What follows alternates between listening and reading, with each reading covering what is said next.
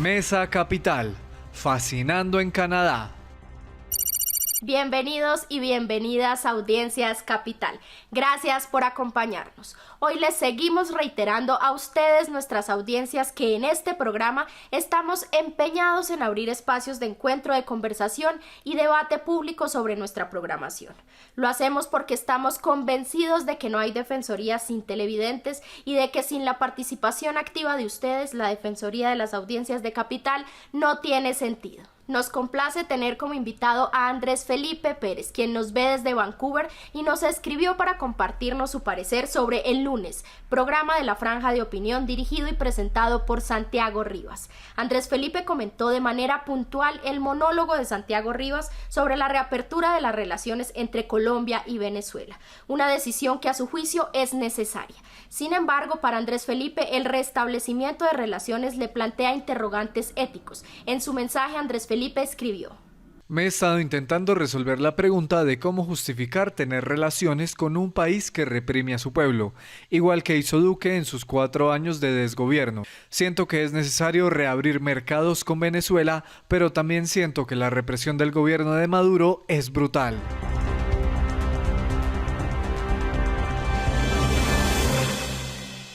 Andrés Felipe, bienvenido a Audiencias Capital. Muchas gracias. ¿Cómo están las cosas en este momento en Vancouver, no? Bien, sí, Vancouver, Colombia Británica. ¿Qué estás haciendo en Vancouver, Felipe? Bueno, yo estoy aquí en este momento en un intercambio. Yo soy estudiante de doctorado de la Universidad de Manitoba. Allá es un doctorado en inteligencia artificial y cambio climático y estoy en este semestre de intercambio aquí en la Universidad de Colombia Británica en la UC. Estudiando un doctorado con semejante tema, que de suyo debe ser bastante complejo, tiene tiempo para ver Canal Capital y para ver, supongo, sobre todo La Franja de Opinión, Mesa Capital. Sí, trato de verlos todos. Digamos, el tiempo a veces no me da porque los cursos de doctorado a nivel pues, de posgrado, cualquier cosa de posgrado siempre es complicada, pero se saca el tiempo cuando se puede. ¿Cómo llegaste a entrar en contacto con La Franja de Opinión de Capital? En realidad, con todos los programas de Canal Capital, los comencé a ver desde febrero del año pasado, más o menos, cuando estaba viviendo inicialmente en Winnipeg, en Manitoba.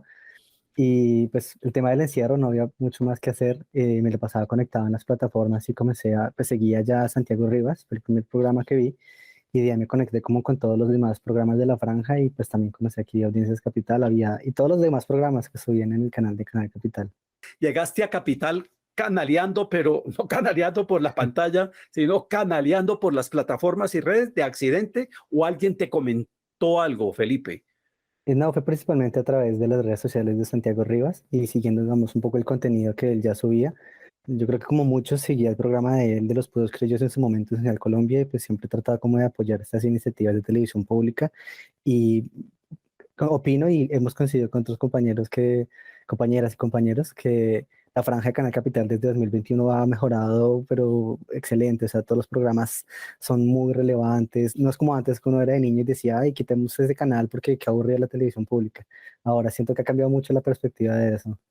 ¿Qué es lo que te empieza a seducir de la franja, pero en particular de Santiago Rivas? ¿Recuerdas el primer tema que viste? No, no, fue hace tanto tiempo que no recuerdo realmente. Me gustaron sobre todo los monólogos y como esa recapitulación de los temas que había habido en la semana. Y de ahí fue como el enganche. Creo que los análisis que hace son bastante acertados y no son tan de pronto sesgados como pudiera uno pensar de pronto un analista político. Entonces fue más como por el tema político y más que todo en el 2021, que pues fue un año socialmente bastante movido para el país. Fue más a través de eso y pues claro, a través de él llegué a los demás programas. Digamos, en esa época recuerdo estaba, bueno, yo veía los lunes con Santiago Rivas, el martes era Dominio Público con Carolina Sanín, los miércoles la hora triple A con Ariel Ávila y todos los programas, digamos, seguían como esa línea política y estaba bastante metida en el tema. Los jueves creo que era con Catalina Ceballos de Debates de la Sí. Cultura, y los viernes, no me acuerdo el nombre del programa, pero también era muy, muy bueno. Habían programas sobre arte, era muy chévere, además se sentía uno conectado, ¿no? Estando en la pandemia, viviendo en otro país, viendo uno un poco como el acercamiento a la cultura y a la política del país, incluso estando desde afuera, se acercaba uno mucho y tenía una opinión, digamos, mucho más fresca. ¿Qué es lo que entonces empiezas ya como a matizar en esos programas de Santiago que te hace decir, esto es distinto a lo que puedo encontrar en otros lados? Yo diría que los monólogos, como que no le habla directamente a una masa de gente, sino le habla a uno directamente como espectador. Era como cogerlo a uno individualmente y como ponerlo a pensar, ¿no? No solamente no venderle una posición, no tratar de cambiar una posición, sino ponerlo en contexto. Eso es lo que más, y todo es lo que más me gusta, los monólogos que hace al principio y al final pone un tema que es relevante y las personas que invita dentro del programa. Y pues, a mí particularmente eso me servía para entablar temas de conversación con otros compañeras y compañeros. Sabes que no es la primera persona que entrevistamos en este programa de Audiencias Capital para conversar, sobre todo en estos temas de la franja, que nos dice que sienten que Santiago no tiene la intención de convencer a nadie de lo que está diciendo. Es decir, simplemente él actúa como un provocador, ¿verdad? Sí, digamos que igual son opiniones y tienen como una cierta línea editorial, ¿no? O sea, como una cierta manera de guiar las cosas, pero trata de como tratar de poner las cosas en contexto, resaltando siempre, por ejemplo, no sé, con el tema de Venezuela, el tema humanitario, o sea, cosas que realmente sean importantes más allá de la ideología que mantenga o el interés que pueda tener. O sea, es bastante claro. Lo mismo me gustaba, por ejemplo, con el análisis de Ariel Ávila, el senador AAA, que bueno, ya ahorita, pues por lo que es senador no lo hace, pero eran análisis, digamos, entre lo que uno podía encontrar en esa época e incluso ahora eran bastante más objetivos.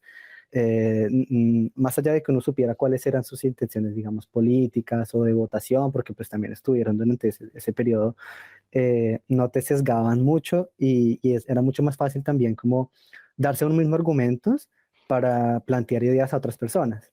Lo otro que has mencionado es la calidad de los invitados. Mm. Son invitados distintos también, ¿cierto? ¿En qué se distinguen esos invitados de los que puedan ser llevados permanentemente a un programa mm, que se supone tiene un impacto y que es escuchado como Hora 20 de Caracol Radio? Sí. Digamos que debido a que los temas que trata del enfoque que se le da no es el enfoque del canal o de pronto de la línea editorial, siento que programas como el de Santiago se pueden permitir traer invitados que sean mucho más relevantes. Por ejemplo, no sé, a ver, recuerdo con uno de los bombardeos que hubo a niños, él trataba de invitar personas que habían estado allá o periodistas que habían ido al lugar, digamos, personas que de otro modo difícilmente tendrían una voz en un canal, digamos, privado, bueno, como son los que tenemos en Colombia, Ujú. sino tendría una voz pública. Eso es una de las cosas más relevantes en los canales públicos, ¿no? Que cualquier persona puede llegar a tener una voz. Y los invitados, digamos, en ese sentido, pareciera que no siempre llaman a las personas que tienen conocimiento de contexto, conocimiento de causa de lo que está sucediendo, y es gente que son muy estudiosa del tema, es decir, tienen mucho por decir, pero no tienen los foros para hacerlo. Y él crea como ese espacio y plantea la discusión, y no solamente nos uno, o sea, hacemos varias secciones, y son personas que están mucho más en contacto con el tema y pueden dar una opinión muy distinta a lo que uno puede escuchar. O sea, a pesar de que uno trata de leer, de informarse, digamos, estas personas eh, te la pintan totalmente distinta, o sea, te abren completamente la mente en cuanto a los temas. Esto de abrir la mente me parece muy relevante para un programa de opinión, Andrés Felipe, porque normalmente, y quisiera saber qué tanto has podido reflexionar en este caso como televidente de Capital, normalmente pues uno trata de moverse en la zona de confort. Lea los editorialistas que le gustan, los articulistas que más o menos están como en la línea y la percepción, pero esta es otra cosa que me llama la atención. ¿Sientes que Santiago te obliga a salir de tu zona de confort y abrir la mente a entrar con otras lecturas? Sí, digamos que, pues, no pues coincido con todas sus opiniones, pero digamos que sí ha habido casos, por ejemplo, los que yo he comentado también, en que no estoy completamente de acuerdo con lo que se dice. Siento que sí lo desafía a uno, también de pronto por ese, no sé llamarlo sesgo de neutralidad, como ese intento de mantenerse neutral respecto a la noticia. Recuerdo mucho, por ejemplo, en las épocas de elecciones, que, digamos, no decía abiertamente voy a votar por X o por Y, sino que trataba de ser muy neutral y yo era como pensaba mucho, particularmente de cara a la segunda vuelta, digamos, lo que podía llegar a impactar lo que dijera ahí en una eventual audiencia que estuviera indecisa, que digamos, al final de cuentas los indecisos jugaron un papel muy importante en la segunda vuelta y pensaba yo de pronto una persona que no esté tan, digamos, empapada del tema, una opinión de un opinador importante, de la redundancia, podía llegar a pesar mucho. Entonces, digamos, en esos casos tan de borde, llegaba de pronto a, digamos, chocar con esas opiniones, pero creo que es de todos modos todo parte de una discusión sana, especialmente, digamos, en temas políticos, que es sobre todo en lo que en lo que se desenvolvía Santiago. Sin embargo, en la misma línea y en otros temas, algo parecido me pasaba con los programas de Carolina, que también eh, tenía como esa línea de invitados, esa gente digamos, de pronto que no fuera a caer bien. Recuerdo mucho las reacciones de las personas cuando invitó a Regina Once, que está como en este tema de astrología y que de pronto la gente choca un poco como con esas visiones que, bueno, más allá de si la comparto o no, era interesante leer las reacciones de las personas y poner de frente temas que no fueran tan populares, digámoslo así. Y eso es como un poco la magia de la televisión pública, ¿no? Que te permite entrar en contacto con temas que típicamente no harías o que no venden. Entonces, como no venden, entonces no se populariza y no se le da una voz. Estás diciendo que era muy interesante ver las reacciones de la gente. ¿Te refieres a reacciones en las redes sociales, en el canal de YouTube, por ejemplo? Sí, digamos en las diferentes redes o en Instagram, en YouTube. En YouTube casi todos son como los comentarios de contenido, ¿no? Porque se comenta de ese contenido específico. Sí, sí, es interesante también leer los comentarios de las personas alrededor de eso. Obviamente, pues siendo redes se encuentra de todo, ¿no? A veces son discusiones muy, no sé si decir polarizantes, pero bueno, digamos muy radicales, otras un poco más constructivas. A veces uno coincide como con, me gustó el invitado de hoy, me gustó el tema de hoy. Incluso alcanza uno a leer de pronto con la percepción de las personas respecto a ese tema específico. Por ejemplo, con el tema de la reapertura de la frontera. Yo mismo, en ese comentario que puse, por el cual pues, me contactaron acá, que yo mismo me lo estoy preguntando y es de cómo justificar mantener relaciones comerciales con Venezuela, a pesar de que pues sabemos que es un régimen dictatorial, ¿no? Sí. Eh, pero pues también, digamos que el punto de Santiago, que es completamente válido y lo comparto, y a raíz de eso fue el comentario, y es de mantener como primera importancia el tema humanitario, ¿no? Sin embargo, deben existir mercados para que las relaciones entre los dos países sean lo más cordiales y tienen que tratar de resolverse diplomáticamente, no a través de la imposición. Digamos, ese tipo de ideas me parecen, y ese tipo de discursos, además, me parece que ayudan como a romper un poco esa polarización de decir, condenemos a Venezuela o hagamos tratos con ellos, sí, no es tan binario la cosa. Incluso uno lo lee un poco en los mismos discursos de dirigentes como el presidente Petro, que le preguntaron ese tema en este foro en Nueva York, un foro Latinoamérica, ¿cómo era la cosa?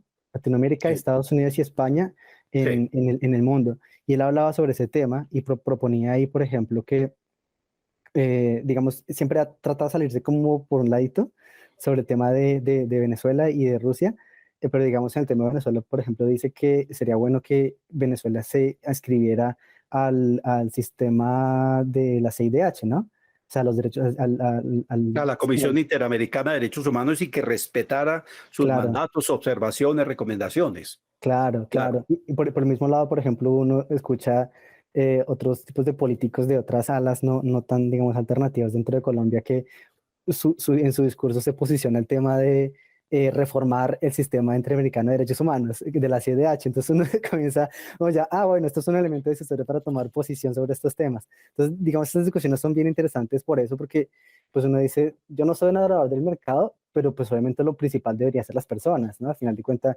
sistemas socioeconómicos van al punto de las personas. Somos como el núcleo de todo eso, ¿no? Es el sistema para nosotros, o sea, el sistema tiene que trabajar para nosotros, no nosotros alrededor de ese sistema. En uno de los puntos del manifiesto de Capital Sistema de Comunicación Pública se afirma que no hay ciudad sin ciudadanos ni territorio sin habitantes. En Bogotá región somos 8 millones de individualidades que compartimos espacios, culturas y proyectos de vida diversos y con múltiples visiones del mundo. En suma, compartimos la diferencia. Y para nosotros en la Defensoría de Audiencias resulta muy valioso y enriquecedor conocer de ustedes, nuestras audiencias, las experiencias de un televidente como Andrés Felipe, cuando está frente a nuestra pantalla. Sigamos viendo la entrevista con Andrés Felipe.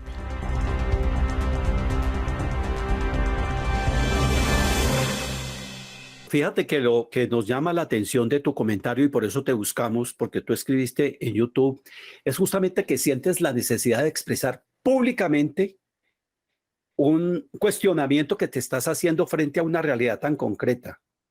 ¿Cómo es posible? ¿Cómo es posible que restablezcamos relaciones con Venezuela cuando eso se puede llegar a interpretar como que Petro le está tirando la mano, un salvavidas, para sacarlo de la inmunda en la que se encuentra Venezuela, con el bloqueo, con las presiones de los gringos, con todo lo que pasó durante el gobierno de Iván Duque, el cerco diplomático, Guaidó, el concierto de la frontera, el alineamiento de Almagro desde la OEA, con Piñera, con Bolsonaro, con Macri, todos bloqueándolo, y Maduro fue el que se quedó y no se ha ido. Uno dice, pero ¿cómo es posible que ahora llegue Petro y le tienda la mano? ¿Eso qué significa? Que es la misma pregunta que nos estamos haciendo ahora. ¿Cómo es posible que Joe Biden acepte una transacción de unos presos, los sobrinos de la mujer de Maduro, que son unos narcos que están acusados de narcotráfico, y los cambia por unos gringos que tiene Maduro? ¿Cómo es posible eso? Esas son discusiones de tipo moral muy interesantes, y tú sentiste esa necesidad de compartirlo. ¿Pensaste mucho antes de escribir el comentario o te salió así? Digamos que son cosas que uno va viendo a medida que va viendo el programa, y al final como que madura la idea y pues publica, ¿no? Mm, digamos, yo siempre creo que mis amigos que me conocen o los que no me conocen tanto, o al menos me siguen en redes sociales, particularmente Facebook, es como una que yo más comento, y desde la campaña electoral de este año, Twitter también, digamos, discuto un poco con las personas y trato de dar discusiones en lo más posible sanas, si eso se puede dar en una red social, porque a veces simplemente no se puede. Pero son ideas como que uno va madurando desde un principio, a veces va desarrollando, a veces se encuentra incluso gente del espectro político totalmente opuesto a uno, que dentro del marco de lo sano puede llegar a tener discusiones que incluso lo retan a uno. Entonces, digamos, yo no soy particularmente adorador del mercado, pero hay cosas que a veces uno dice, un mercado tiene que existir. Recuerdo, por ejemplo, una entrevista que creo que fue María Jimena Duzán le hizo al presidente de la Comisión de la Verdad, bueno, al entonces presidente de la Comisión de la Verdad, el padre Francisco de Rú, sobre lo que sucedía, si no estoy mal, era en Buenaventura, y él fue a ver, que él contaba que fue a ver lo que sucedió allá. Sí, sí. Y decía que básicamente esto se ha puesto como una especie de pequeño estado pirata, donde las bandas militares mandaban, ¿sí? Y decía como lo que no regule, donde haya un mercado que regule el intercambio de productos, lo hacen unas bandas. Entonces uno dice, hombre, tal vez no sea el sistema idóneo, pero eso tiene que existir, o sea, un intercambio de productos y un mecanismo de intercambio de productos tiene que existir, y la frontera no es diferente. Y la frontera, o sea, lo decía el mismo Petro en este foro, toda la frontera está dominada actualmente por las bandas criminales. O sea, ¿cómo puede decir Colombia que es dueña de esa frontera si no hace presencia, si no le interesa que ahí pase todo lo que pasa, ¿sí? Y lo mismo que está pasando en el Darién, que salió en estos días, ¿no? Sí, Que sí, lo sí. reveló Cambio, que es dramático, ¿sí? Digamos, no encuentro uno como justificación para eso, y digamos, un intercambio, bueno, como una relación diplomática entre los dos países, por encima de todo, tiene que existir, ¿no? O sea, no hay, creo que no hay cerco diplomático que pueda existir que haga que eso cambie, ¿no? Pero una relación comercial, claro que sí puede ayudar, poniendo como las personas, pues, importantes sobre eso, ¿no? Es muy importante mantener esas relaciones comerciales, y cuando, digamos, llegan personajes como Nicolás Maduro, pues lo pone todo un poco más tenso, y si uno se pone a tensar más la cuerda, pues eventualmente claro que se va a romper y genera estas crisis humanitarias tan duras que se ven como se viven en Venezuela, y que derivan en problemas no solo para Colombia, sino para toda la región y para todo el mundo. Claro. Fíjate qué interesante todo esto que estás comentando, porque creo que es muy ilustrativo para quienes nos están viendo en su condición de audiencias de capital, entender la riqueza que puede llegar a tener una participación activa de las audiencias a partir de los contenidos que ven en un canal de televisión, en este caso en Capital y en un programa como los programas de la Franja de Opinión de Capital o en el programa específico de Santiago Rivas. Esto lo estamos comentando porque ustedes acaban de oír a Andrés Felipe haciendo un papel de analista. Realmente está analizando, moviendo todas las variables que entran en juego a partir de una pregunta que él se hace y que comparte en redes sociales a partir de un comentario y de un enfoque editorial que está viendo en un programa de televisión como el de Santiago Rivas. Esto es lo bonito de poder estar conversando hoy con Andrés Felipe, que queremos provocarles a ustedes para que hagan lo mismo que él.